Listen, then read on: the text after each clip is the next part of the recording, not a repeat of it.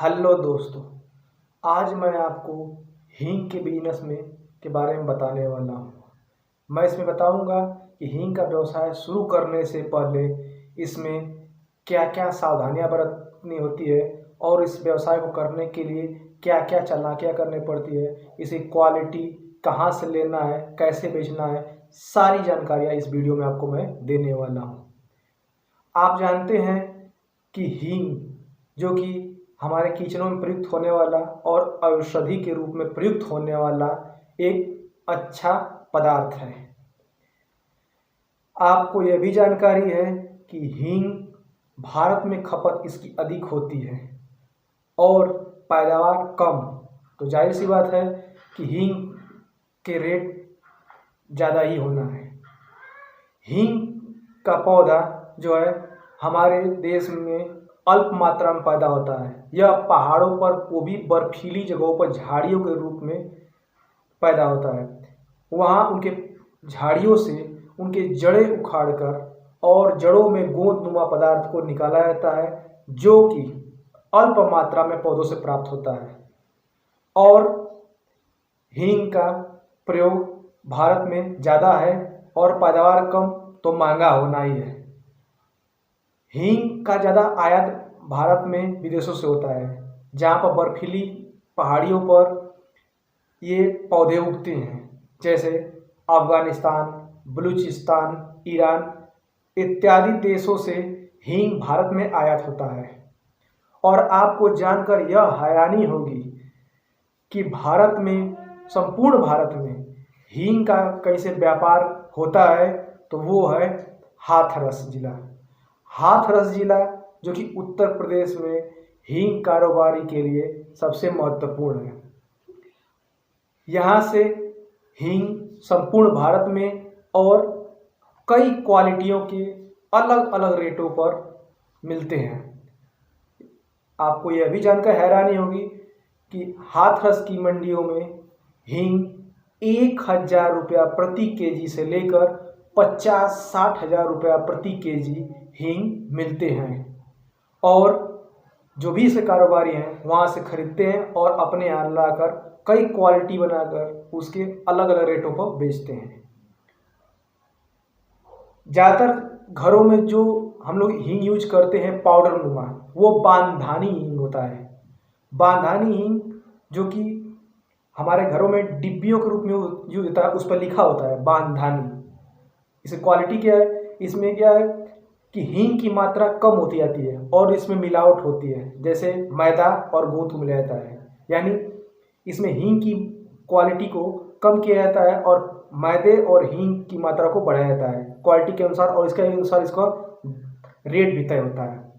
और इसको गृहिणियाँ हमारे घरों में अच्छी प्रकार प्रयोग करते हैं, क्योंकि ये थोड़ा भरभरा होता है और चुटकियों से इसे भोजन में यूज किया जाता है।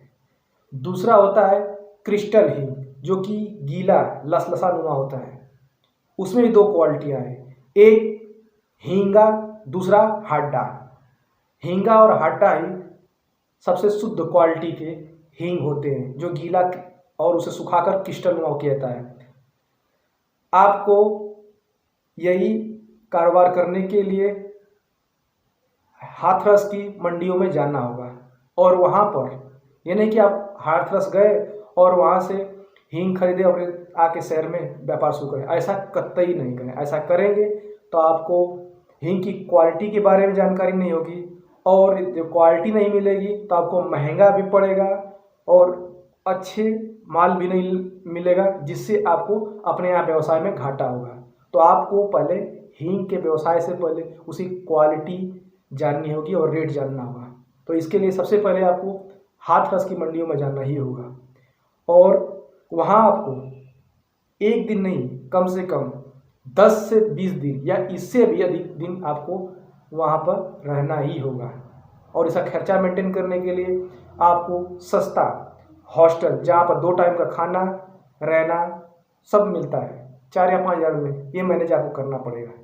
हॉस्टल ही लेना है, या इससे सस्ता कोई रूम मिले तो होटल, या ऐसे चक्कर में न पड़े, क्योंकि आपको छोटा व्यवसाय करना है तो होटलों के रेंट आप नहीं दे पाएंगे, इसलिए आपको हॉस्टल का यूज करना है।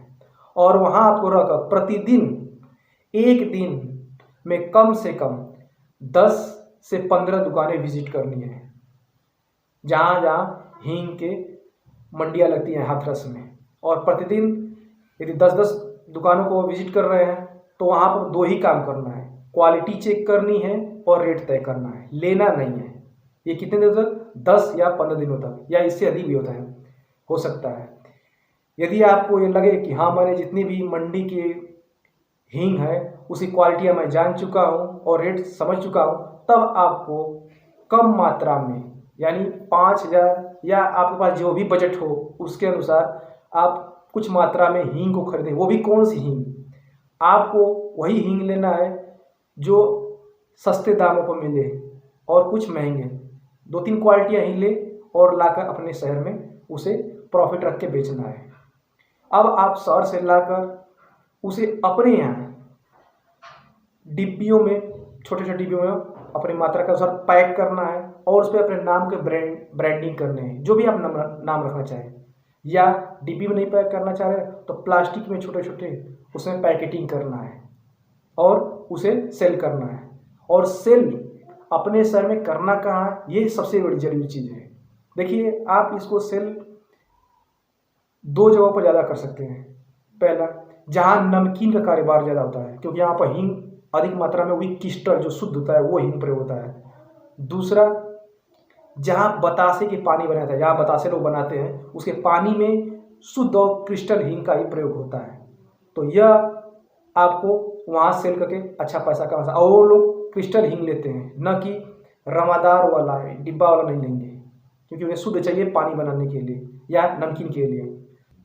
दूसरा तरीका है साथ ही इसके साथ कि आप इन छोटे छोटे डिब्बों और जो पैकेटिंग की हैं, इसे आप अपने शहर के किरानों की दुकानों पर सेलिंग करना है। और यह ध्यान रहे कि आपको नगद ही सेलिंग करना है, क्योंकि आप छोटे कारोबारी हैं तो आप उनसे कहें कि मैं आपको हींग सस्ते दामों पर दूंगा, जिससे आप खरीदते हैं उससे भी सस्ते हैं। बस कंडीशन ये रखें कि आपको नगद बेचना है, क्योंकि नगद नहीं बेचेंगे तो आपका माल उधारी में फंसेगा और आपके पास जब पैसे नहीं होंगे तो फिर हाथ आपसे बस जाना है, वहाँ से आपको हींग लाना है, फिर पैकेटिंग करना है और फिर उसको बेचना है। तो ये सब करने के लिए यदि पैसा पूरे मार्केट में फंसा देंगे और आप नए कारोबारी हैं तो फिर आप इस धंधे में आपका लॉस ही होना है। इसलिए आप इसकी जो उधारी से आपको बचना है। दूसरा तरीका और आप सेलिंग का ये भी कर सकते हैं कि आप अपने हींग के जितने पैकेटिंग और बंडल्स हैं उसको अपने शहर के गल्ला मंडी, जहाँ पर व्यापारियों का दूर दूर से आना जाना होता है, वहाँ पर उस गल्ला मंडी के दुकान में एक थोड़ी सी जगह लेनी है, जिसे गद्दी बोलते हैं। इस गद्दी पर जैसे कि मान लीजिए किराने का या कोई भी गल्ला का तो कोई मसाला बेच रहा है, कोई कलौजी का मसाला, कोई तेल, कोई अनेकों वैराइटीज़ के अलग अलग चीज़, कोई में काजू किशमिश, ये सब बेचते हैं वो सब गद्दियाँ लेकर। तो आपको भी वैसे गल्ला की मंडियों में जगह लेकर बैठ जाना है, बिना किराया या कुछ किराया देकर। लेना चाहते हैं तो कुछ किराया देकर आप बैठ सकते हैं और फिर वहाँ से आपको सेलिंग करना है। ऐसा करते करते आप एक छोटे हींग के कारोबारी से धीरे धीरे आप एक बड़े होलसेल के रूप में जाने जाएंगे और उस गल्ला मंडी में आप एक बड़े होलसेलर हींग के कारोबारी बन सकते हैं। तो उम्मीद करता हूँ कि इस वीडियो में हींग संबंधित जितने भी कारोबार और उसे कैसे लेना है, शुद्धता की क्वालिटी कहाँ से लेना है, कैसे बेचना है, सारी जानकारियाँ मैं इस वीडियो में दे चुका हूँ। उम्मीद करता हूँ आप अच्छे से देखे होंगे और समझ में भी आया होगा। तो यह वीडियो जो है आप दोस्तों को भी शेयर करें, ताकि वो इस वीडियो को देखकर इस व्यवसाय को जल्दी से शुरू कर सकें।